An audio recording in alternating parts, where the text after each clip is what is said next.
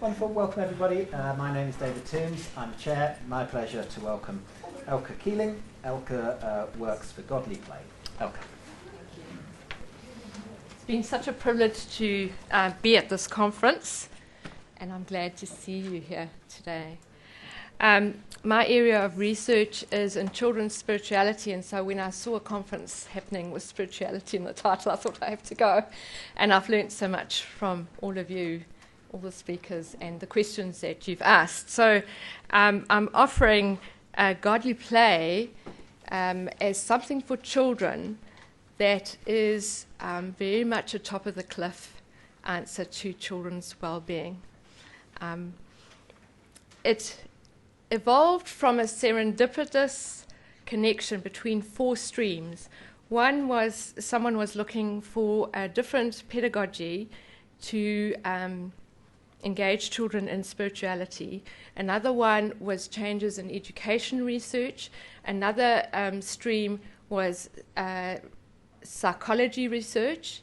And all of this came together in what we know today as Godly Play.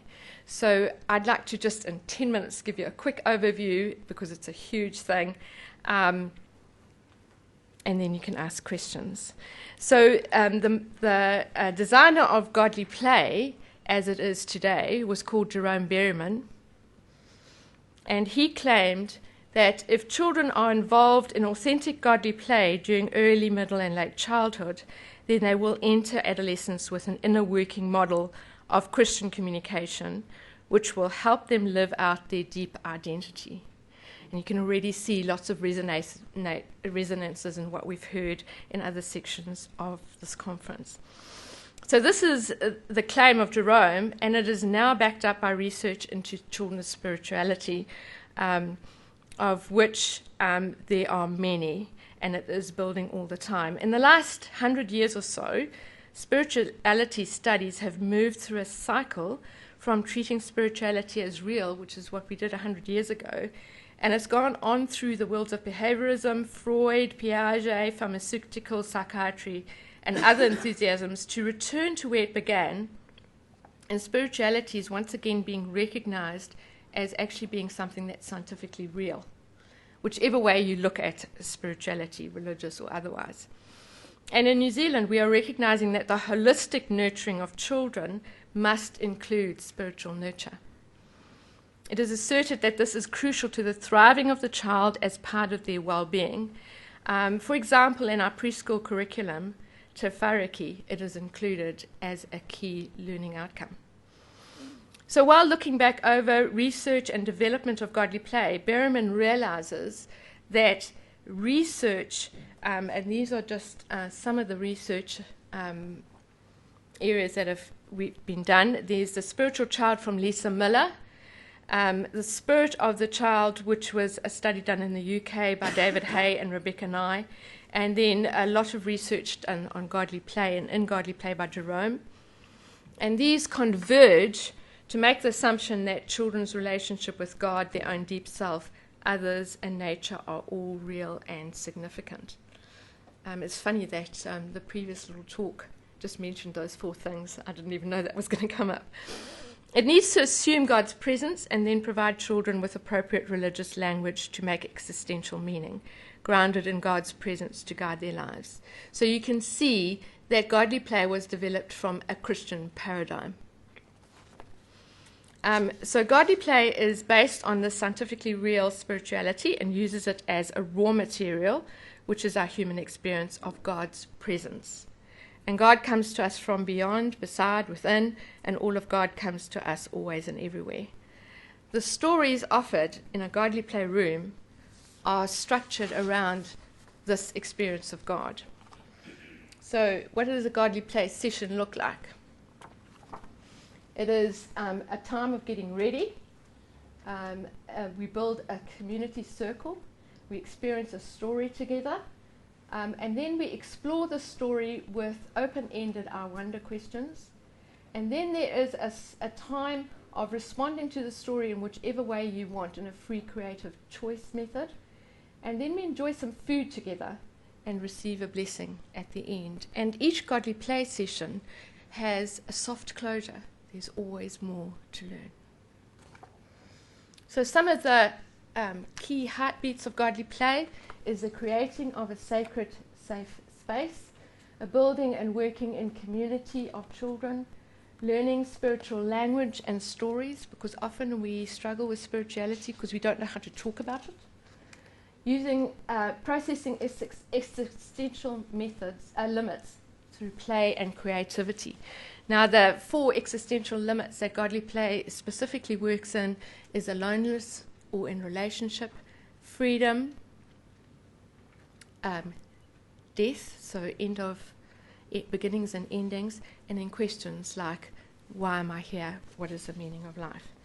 So at the core of godly play, as you can tell from the name, is play. And I haven't got time to go through the play theory, but play is pleasurable. You can see that child is very focused. It is voluntary.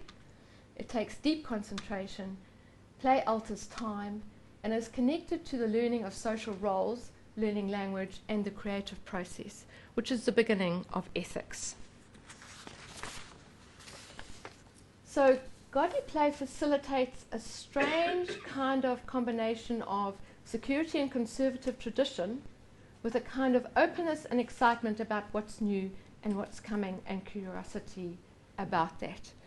And so it might interest you to know that godly play teaches from depth to depth in terms of different religions as well. So it's been adapted to other religions and to other age groups.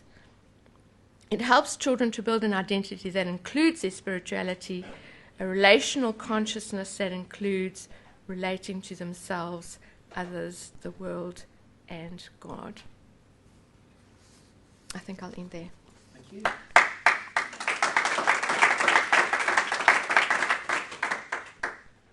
Thank you for that. We are open for questions. Kia ora, in New Zealand, has it been adapted to a like a pre-Christian context in terms of the stories and stuff? Not yet, and I mean that sincerely. And I would love. One of the reasons I came here is to have conversations, particularly with Maori, because I think this could work in a Maori context, and open to other contexts to explore it, because it's not so much a curriculum or a specific religion as a way of being with children. Yeah. And is that the same for the languaging in terms of one of the kaupapa was about the language of spirituality and stuff? Well, languaging is still a Judeo-Christian kind of languaging currently? Yeah, in a Christian context, we'll be telling Christian stories. But you've got to remember, in the wandering question, it's totally open-ended. So children can, and it works, even with Christian stories, it works in a cross-faith, a very cross-cultural group. Yeah. Keeping in mind that I come from a more colonial, white, European background.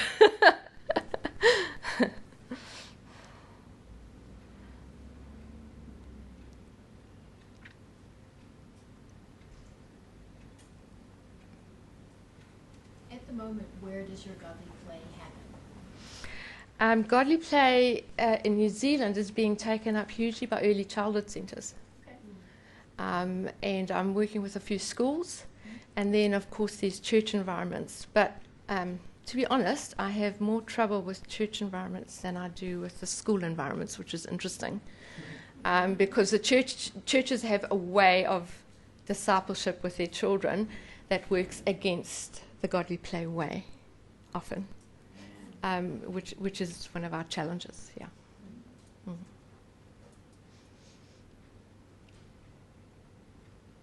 Elke, thank you very much for sharing this. One of the questions I'm wondering is, it seems a very implicit approach. Is there an explicit approach but behind it which is not foregrounded in the play with children, or is it truly in itself a very implicit godly approach? It is an implicit godly approach, but it is based on Montessori teaching methods in the first instance. That's sort of where it was formed from, and this is a spiritual element added to the Montessori method. So I didn't have time to go into Montessori method today, but that's important to know about godly play. So there's not an explicit doctrinal framework in the background. It's more what comes out of the godly play itself. Well, a godly play room would have, in a Christian sense, all the Bible stories around a room, set up like a Montessori room, and the children interact with those at their choice.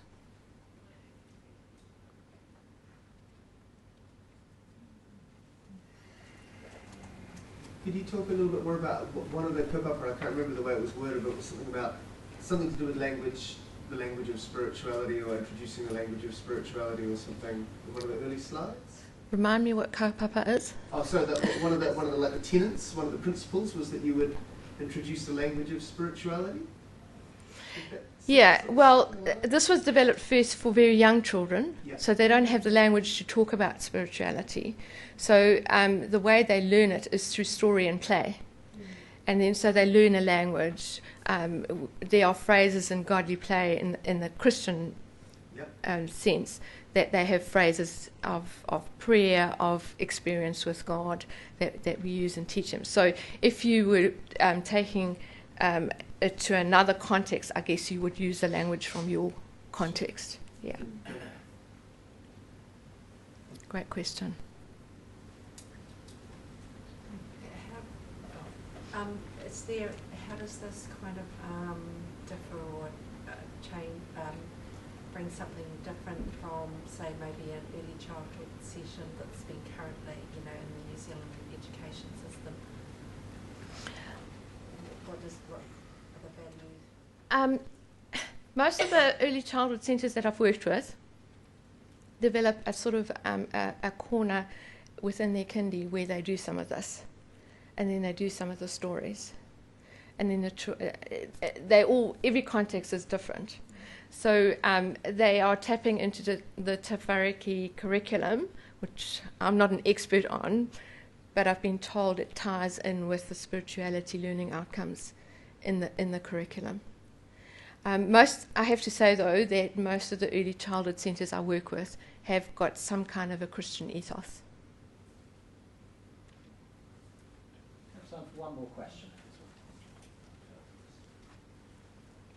Can I just add to it, because I've done the training.